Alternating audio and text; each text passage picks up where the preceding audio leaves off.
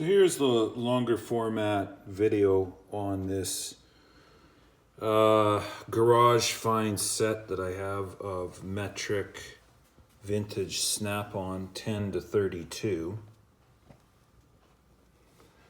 As I had mentioned in the short, I bought these from the original owner's brother-in-law.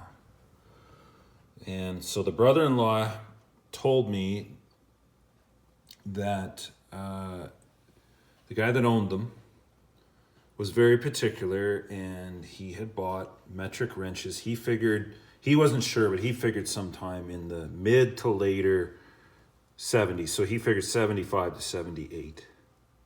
He would have bought these.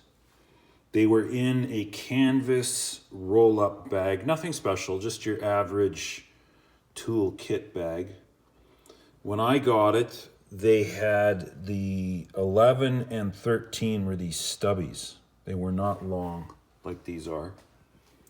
So I sourced out a secondary set to go from 10, 11, 12, 13 in the full length sizes. I had to look around on the internet and buy them, which is fine by me because then I've got extras. But his brother-in-law had not used them. They were in the kit bag, rolled up and shoved into whatever, a box or something. And then when they were cleaning out all of his stuff after he had passed away, of course they opened them up and there they were, unused. So, I mean, you can see this. Here's a 21 millimeter. Any scratch in it is one I've put in it. I mean, when I got them, they were like mirrors. And they're Canadian stamped. I mean, I'm in Canada. They're Canadian stamped snap-ons with just no use on them.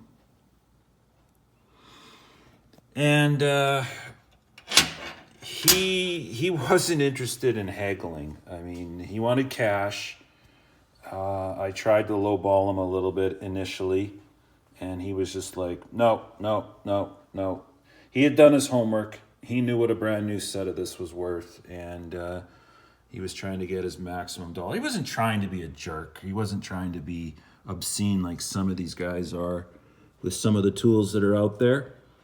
But if you want to know how much I paid for these in mini bucks, in Canadian dollars, I'll let you in on a riddle. Do you like Westerns? I do. I like Quigley Down Under. It's one of my favorites. Tom Selleck, 1988. At the beginning of the movie, he's hired by a man by the name of Elliot Marston to be a sharpshooter, a long-range shooter. And instead of writing a letter, he takes the advertisement out of the paper and he shoots 4 or 5 shots. And he writes down on the paper in ink how many yards he shot it at. There's your answer. And you got to go watch the movie and then you'll be able to know. But don't wreck it for everybody and stick it in the descriptions. If I see it in the descriptions, I'll delete it. You got to go do the research yourself, and then you'll know. But yeah, what do I do with this stuff? I'm a collector as much as I use them. I will use these and have used them. Like I said, any scratches and dirt, I put them in. But I'm not going out there. I've got 2 sets. I've got 2 sets of brand new Snap-on right here. Right here in Flank Drive Plus and right here in regular Flank Drive. So those are my primary workers. And this is sort of a third set. I've used the 32 millimeter on fan clutches to get the nut off, to get the fan on. I used the 26 millimeter to hold a camshaft, dual overhead cam motor that we had at the time. I guess you could have used a crescent wrench, but hey, the 26 millimeter fit it just fine. I've used the 21s on some shocks and different suspension components. But again, I'm using them enough that they don't feel gypped. They've never been used.